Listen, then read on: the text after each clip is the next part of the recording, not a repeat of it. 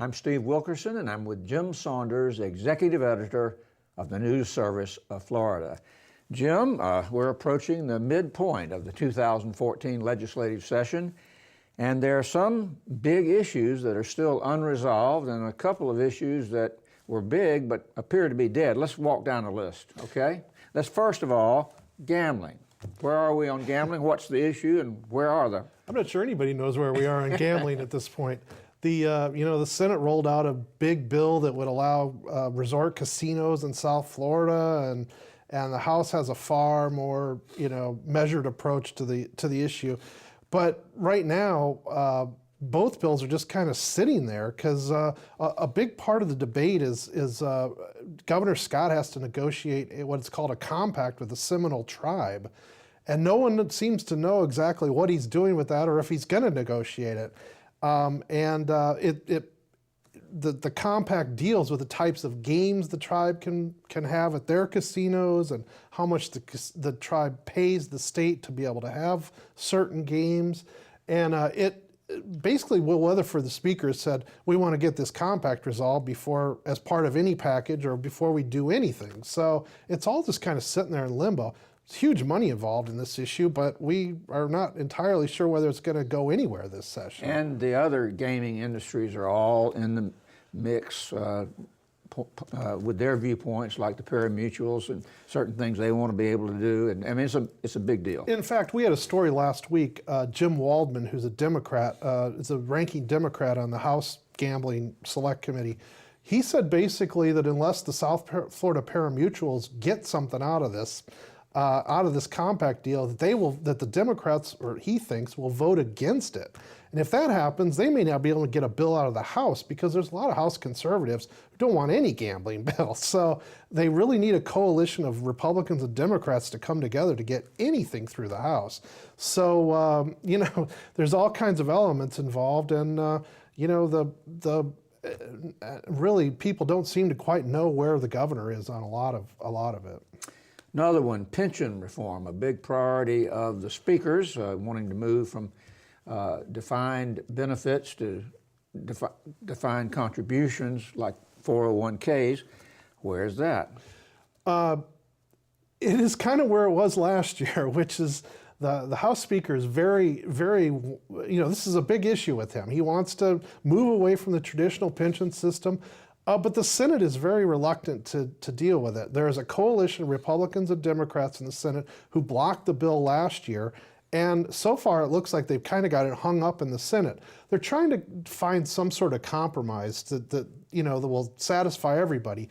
But it's, there are a lot of people who think that state workers should be still entitled to a traditional pension system, though most private sector employers do not offer those anymore.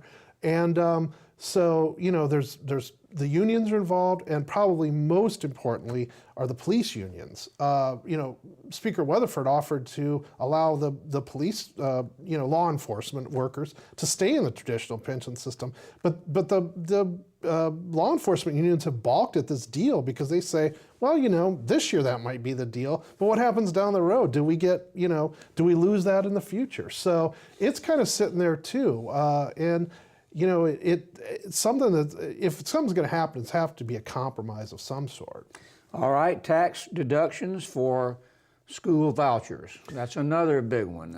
It's a big priority of the speakers. It's kind of funny we're talking about all these issues because a lot of them are the priorities of the House. Not gambling so much, but some of these others are big priorities of the House Speaker. And he has started session by saying he wants a massive expansion of, they call it the corporate tax scholarship program, but it's essentially a school voucher program. And he wanted a massive expansion of it. But the Senate withdrew its bill in the third week of session, which is, everybody kind of caught everybody off guard and wondering what's going on.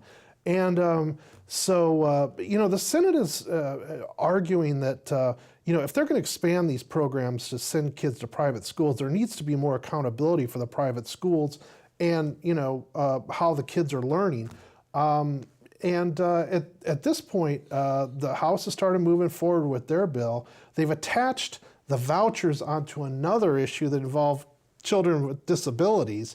So they're trying to maneuver it that way. Which is a Senate priority. Which is a Senate issue as well, you know. And there are a couple powerful senators who are very interested in children with disabilities. The Rules Chairman, John Thrasher, and Andy Gardner, the next Senate President. Both of them have been very interested in those issues over the years.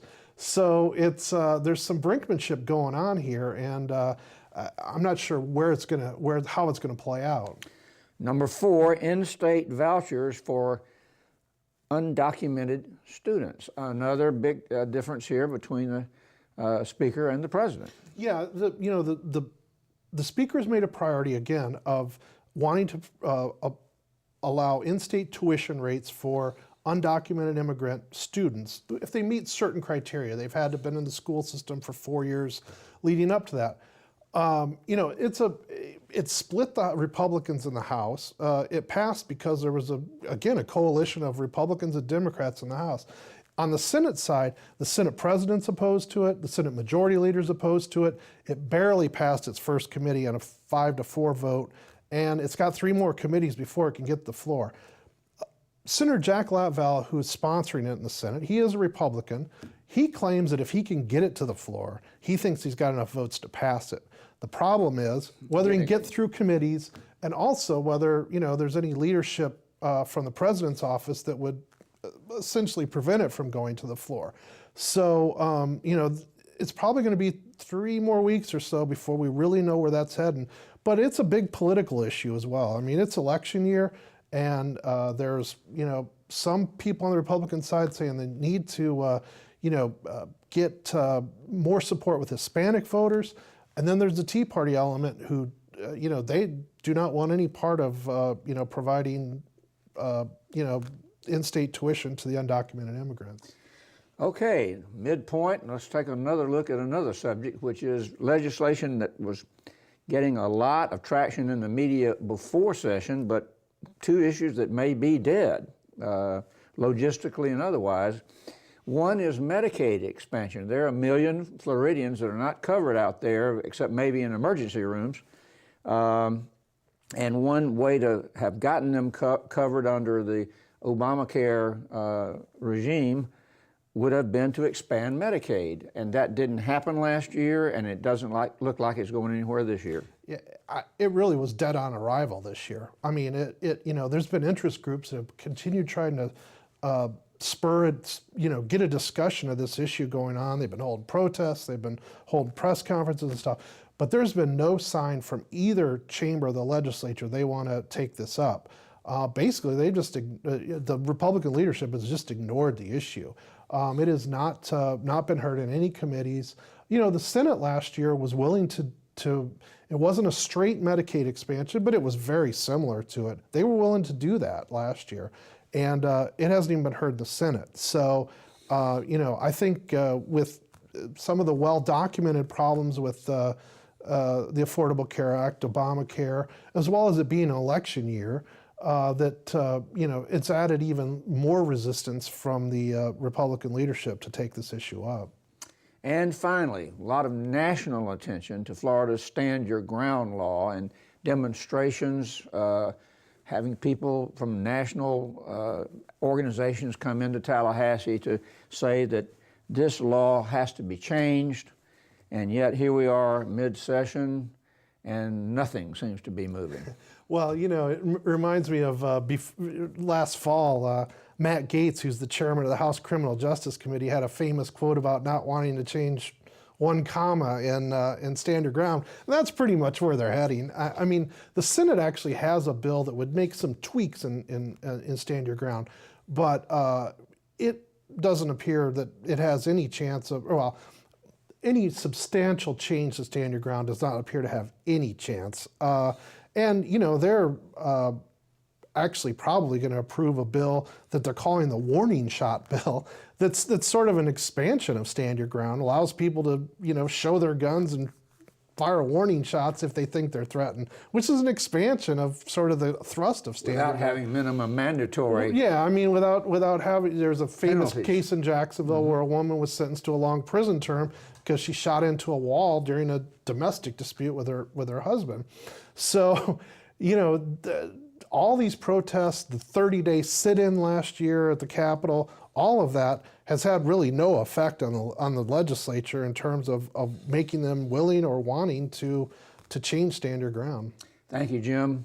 For more news about Florida politics and government, visit the Advances section of our website.